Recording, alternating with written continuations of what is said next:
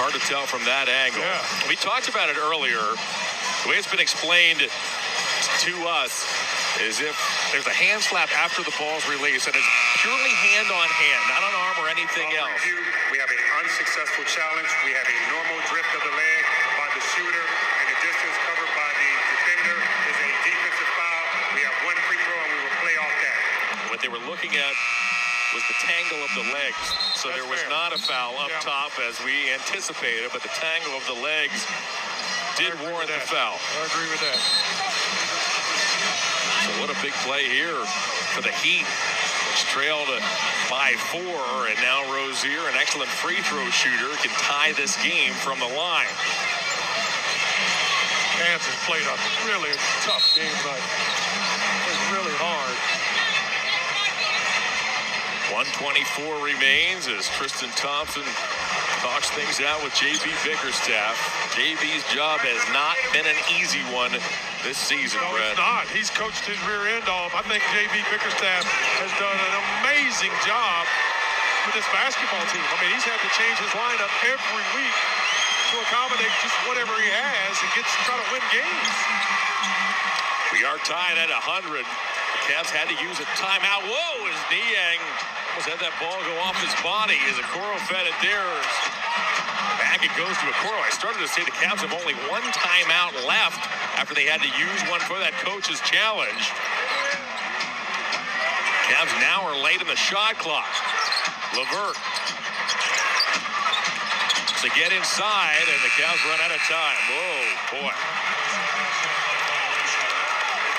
Good defense by Miami. You got to give them credit. Cavaliers had them, though. Had a little bit of that guys falling down and going several different ways, and I think we should have attacked a little quicker, but good defense by Miami.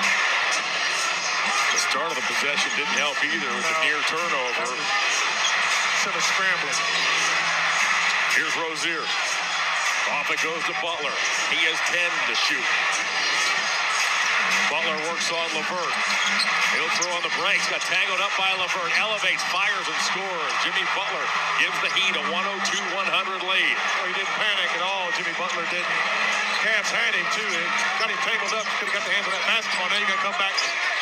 Get a good shot. There you go. Garland. What a pass inside to Allen. Allen dunks. He now has 25 points and 20 rebounds, and we're tied at 102. Great job with Darius Garland keeping that dribble alive. The defender steps up. He threads the needle. Jared Allen's right where he's supposed to be. Now it's time for a Cavalier stop as this crowd rises to its feet. It is deafening in this building. Rozier picked up by Okoro. He wants to shoot it. He will. Timeout, Cavaliers. Well, that was a heck of a shot. Terry Rozier, he's almost in our lap. Wow. Good job. Good defense by Isaac Okoro. Rozier sidestepped almost out of bounds. That's a big shot. Right there with him. Big shot. He has, throughout his 9-year career, saved some of his best basketball for games he has played against his hometown Cavaliers as the Youngstown native. With 14 seconds to go, has given the Heat a 105-102 lead because the Cavs have scored 100 points. All fans get a free Big Mac with a purchase of $2 or more. You download the McDonald's app to receive this offer. McDonald's, I'm loving it. Terry almost stepped out of bounds. He jumped so far sideways. Heck of a shot. 2 difficult threes by Rozier in the final minute, both with a plus defender and Isaac Okoro draped all over him. Yeah, we said all the time, you know, with guys like Rozier, in today's game, great defense, great offense beats great defense about every time. But it just can only go so far. So now the Cavs are out of timeout. 14 seconds to go. Let's see how the Cavs play this. Whether they look for a 3 or if they're given an easy 2, if they take the easy 2 and go for a quick foul. Also playing into this, remember, is that the Cavs are indeed out of those timeouts. No timeout, so you got to get a 3-point shot here. You have to figure out a way to get a good clean look at a 3. Garland will find Karis LeVert. LeVert Goes baseline. Now he'll give it back to Niang. Niang toward the basket. He will take the two, but now the Cavs have to foul quickly. As Aaron Spoelstra will take a timeout. And what he'll do now is advance the basketball into the forecourt. So now 3 seconds remain. I think if you're the Cavaliers in that spot, Brad, if you get a quick one, you perhaps go for the two. The Miami defense ran a lot of time off that clock, and they were extended out around that perimeter. The Cavs didn't get a clean look throughout the possession. Niang does take the two, but now the Cavs have some work to do, and they have to do it quickly in terms of committing fouls, and then they have to go 94 feet as they're out of timeouts. Yeah, Jimmy Butler let Caris LeVert go baseline because he was hoping Caris would shoot a reverse layup, so that was a smart basketball play instead of stopping him because Caris could have kicked the ball outside. Tough one. It's always difficult to get a three when you have to have it unless you're coming down off of a rebound in transition. So Cavs have played really hard tonight, and let's give Miami a lot of credit. They played a really, really hard basketball game. Two teams depleted, playing very hard. Here's our key player profiles. Look at the Cavs backcourt. Combines for 21 assists and 36 points. Both played a lot of basketball here tonight. JB has been starter heavy throughout the evening. Minutes-wise, Garland's played 41, Allen 39, Okoro 38, LeVert 37, and Niang 35. A heck of a game. I mean, and it's not over. Maybe we can make something miraculous happen here. The Cavs will look to foul immediately.